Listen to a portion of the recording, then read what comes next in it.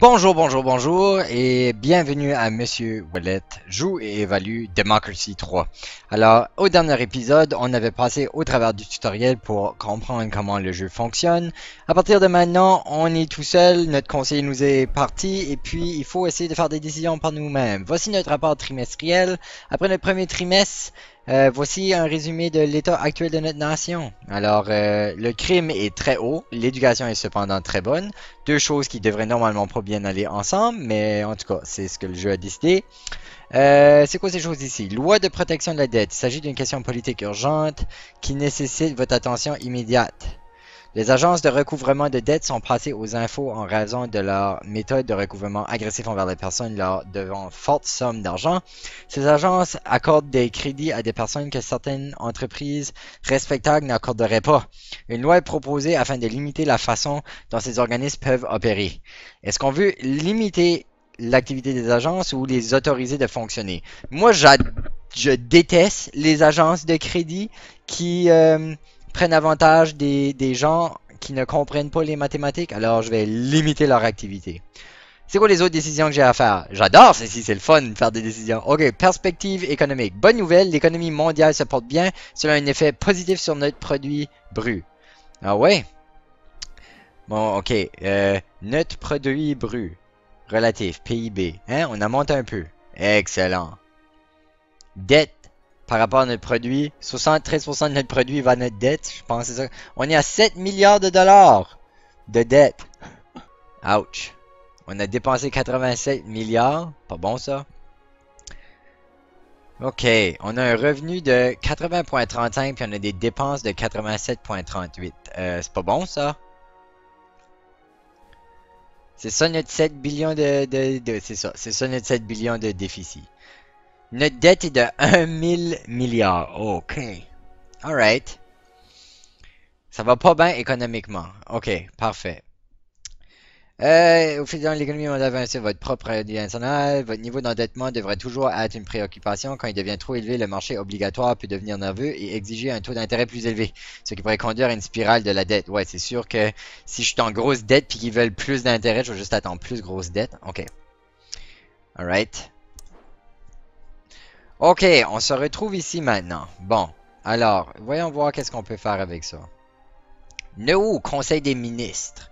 Ceci montre avec qui vous travaillez dans chaque ministère. Chaque ministre a un nouveau niveau d'expérience et de fidélité qui peuvent tous deux changer au fil du temps.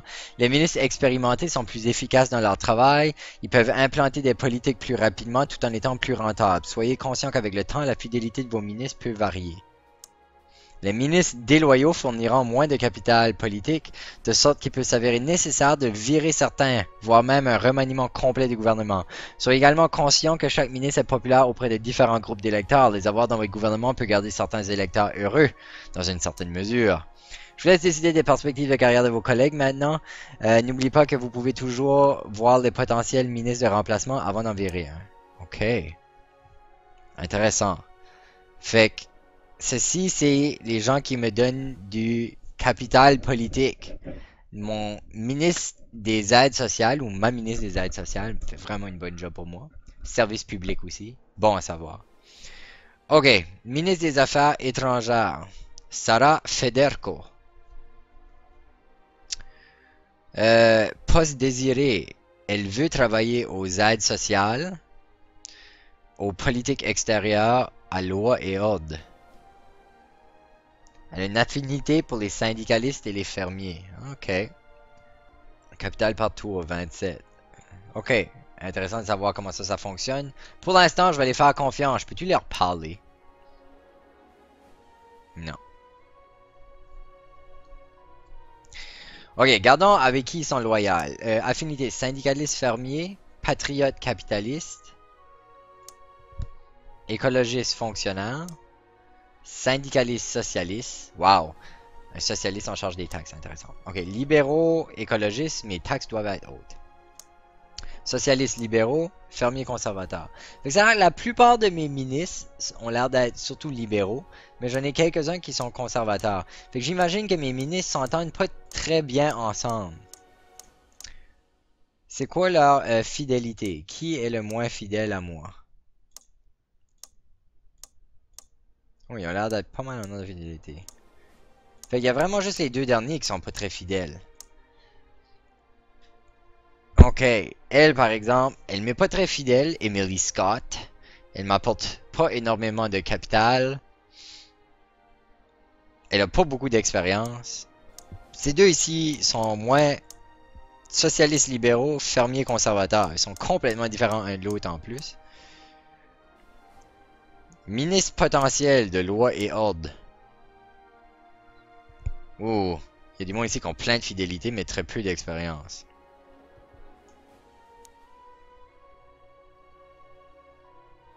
Lui a beaucoup de fidélité. Lui a beaucoup de fidélité puis une pas pire d'expérience. Andrew Wong.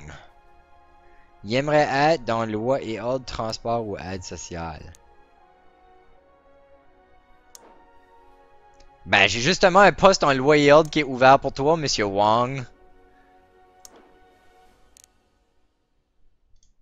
Ok. Yo, excuse-moi, Madame Scott, tu es renvoyée. Oh, ça jase, ça jase. Qui c'est qui va prendre le poste de loi et ordre? On va laisser jaser un peu, faire des rumeurs.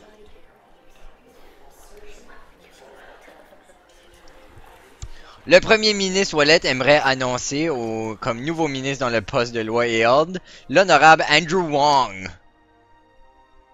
Et voilà. C'est fait.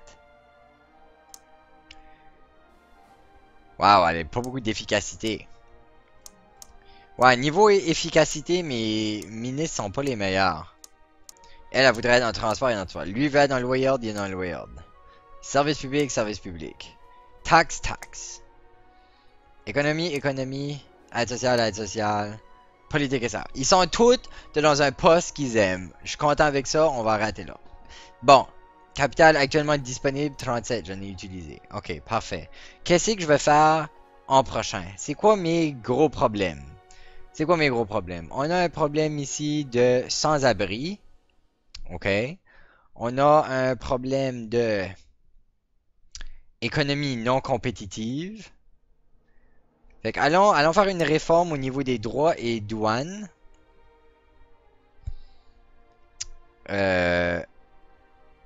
Elle est-tu déjà là?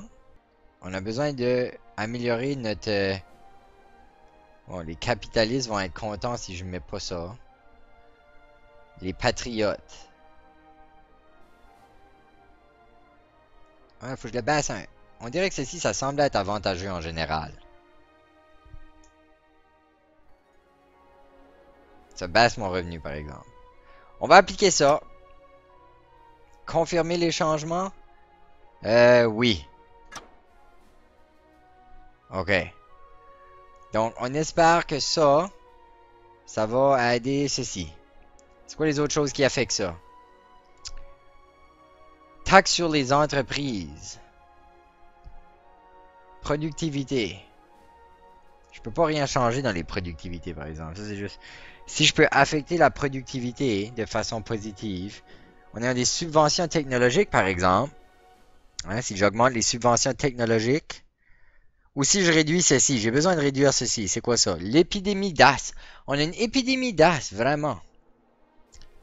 Et c'est en raison de quoi? L'environnement et l'utilisation de la voiture. OK? Comment je peux affecter l'environnement de façon positive? J'ai besoin de donner des subventions ici pour les petits producteurs. On va faire ça. On va subventionner les petits producteurs. Regarde ça. Il y a combien de monde qui sont contents avec ça, hein? Hein? Oui. On va devenir un pays environnemental. Hop, je suis à mon maximum ici. Ça va avoir un coût de 678 millions par trimestre. Pas grave, c'est pour le bien du pays. Oui, je vais faire ça, moi. OK. C'est quoi nos autres problèmes? On va essayer de réparer notre as. Donc, si on répare notre problème d'as, ça va augmenter la productivité. Puis la productivité va aider notre économie non compétitive. OK, quoi c'est d'autre qui va aider notre productivité? La loi du travail. Une loi du travail pourrait augmenter notre productivité. C'est quoi la loi du travail? Les lois du travail disent que les travailleurs ont le droit de faire grève. Les capitalistes ne soutiennent pas le droit de grève car pour eux, les travailleurs clés, par exemple les ouvriers de centrales électriques, les policiers, les conducteurs de train, devraient travailler sans arrêt afin de ne pas tenir le pays en otage. Les syndicalistes considèrent le droit de grève fondamental et non négociable. Bon, qu'est-ce que je vais faire avec ça? Si j'augmente ceci, ça fait quoi? Pro-syndicat, ça veut dire moins de semaines de travail. Les capitalistes sont pas contents et la productivité baisse. J'ai besoin de monter ma productivité un peu. Si je monte ma productivité, je vais rester dans le côté équilibre. Là, je suis pro-employeur. Augmenter le nombre de semaines de travail. Ça fait plusieurs personnes pas contentes, ça, cependant. Ça baisse les salaires, socialistes. Pourtant, je peux rester dans l'équilibre. Juste pour que la productivité soit... Juste assez pour que la productivité soit positive. On va essayer ça comme ça. Ok. Quoi d'autre? Ok, on a un problème ici. Côté pollution. Faut augmenter l'environnement, faut augmenter l'environnement. Faut augmenter l'environnement pour réparer la pollution. Comment on fait pour augmenter l'environnement? Subvention pour les petits producteurs. On a fait ça déjà. Et ici, subvention à des sources d'énergie propres. C'est important ça. On baisse le CO2. On va pas rendre les capitalistes contents, mais c'est pas grave. On va mettre le maximum d'argent qu'on peut mettre.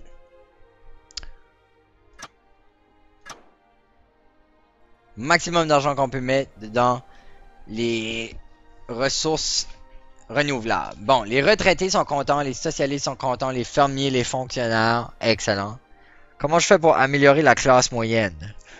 Ok, pour que ma classe moyenne soit plus contente, j'ai besoin de changer tout par rapport à l'économie. Wow, je savais pas que la classe moyenne était mettait autant d'importance sur l'argent. Ok, on va essayer d'améliorer ce qui se passe avec la classe moyenne dans le prochain épisode. Alors, c'est le premier ministre Wallet qui vous dit à la semaine prochaine.